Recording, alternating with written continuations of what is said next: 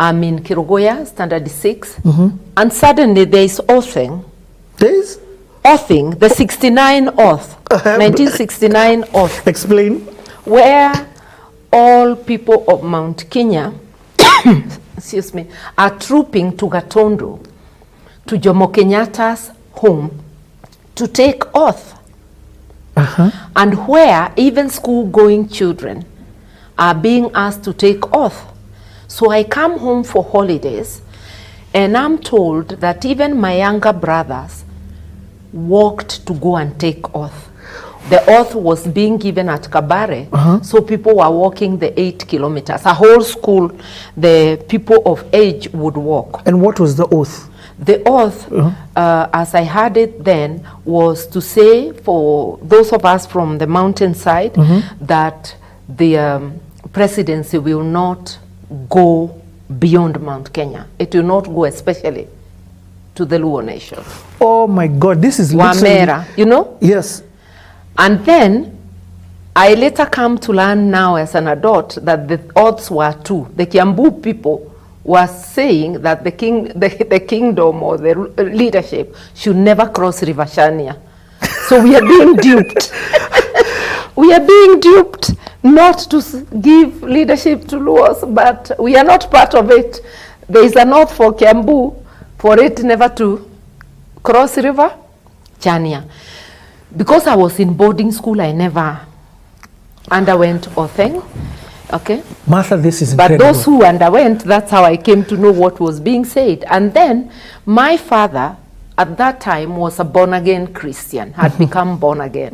My mother, they are the Tukutenderes, a group of the East African revival that swept the country around that time. So my father refuses to go for oathing.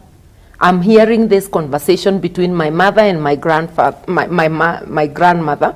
My grandmother is blaming my mother because that she has encouraged my father not to go for oathing because she knows as a woman she may not be killed or beaten the way my father will be beaten. So she's sort of applying pressure on my mother to force my father to go for oathing. And I hear the conversation that they will come for him. There is fear that they will come for my father. They do not say who they are, but you know it's bad people because he's going to be either brutalized or killed. And we hear because reports, of not going for oathing. Yes, there are people already killed for not going for oathing in Kiambu and other parts of the country. And this, by the way, let me say it, it is by your own. You are being killed by your fellows because you have refused to be oathed, you know, on account of your faith. My father and mother were one of those who refused to go. What saved my father now from they coming for him?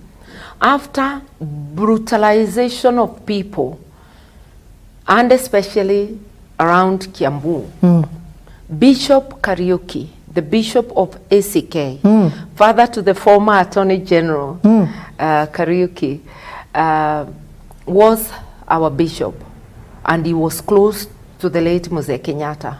So I hear that Bishop Kariuki has gone to see Kenyatta about brutalization of Christians because of failing to take oath. Yes. That's what killed the they coming for him.